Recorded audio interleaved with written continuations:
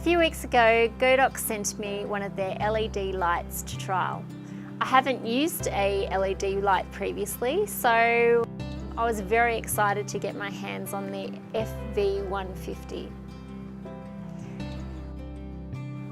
I love that you can see exactly what you're going to get inside your camera. Imagine sitting in a room for 2.5 hours and having a child flick on and off a light switch. If you're sitting here in a photo shoot for 2.5 hours with a newborn, having a photographer flash their light continuously, that would be rather annoying. So with the LED light, it's actually great because it means I can fire off as many clicks as I like and I'm not going to bother the parents.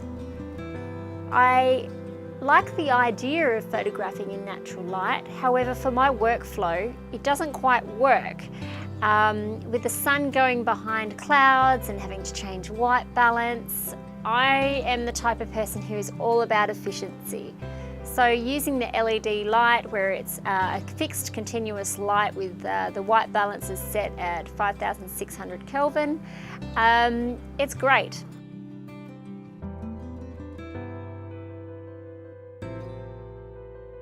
Because our baby Grace is going to be positioned in the potato sack pose, we want to have the light sort of coming across her head and down.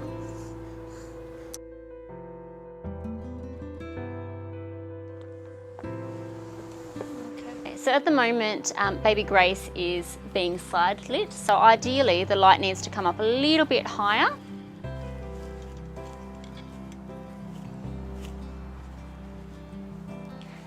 That shadow is just coming down just under the little corner of her nose now.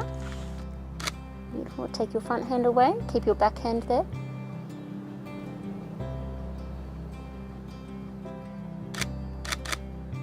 Beautiful. And then you're going to use your back hand to hold onto the top of her head.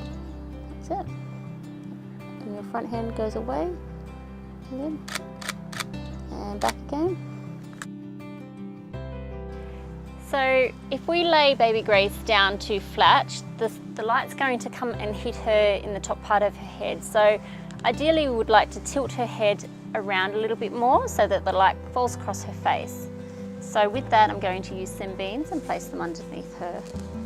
Find using your hands to place the baby's head where it needs to be and then pushing the beans in seems to help a little bit more.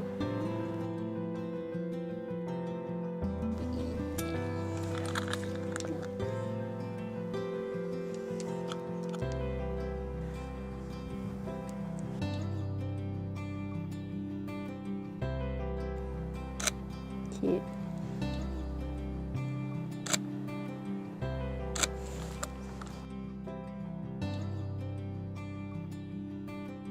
The mistake that I often see with newborn photographers is that they place the light shooting up the baby's nose. The light needs to come across the baby and down. Okay. So we'll move our light. So at the moment I'm feathering my light, but I'm actually feathering my light across the baby and coming down. The baby is on a little pillow which has elevated its head slightly to give it a bit of a tilt so it's not laying completely flat. Okay, so we're just going to check what settings our camera should be on. It's 1.8 and ISO 100 and 200 shutter speed. Those settings will change based on what your ISO is or what settings you've got your light on. So using a light meter will be able to help you get the correct exposure in camera.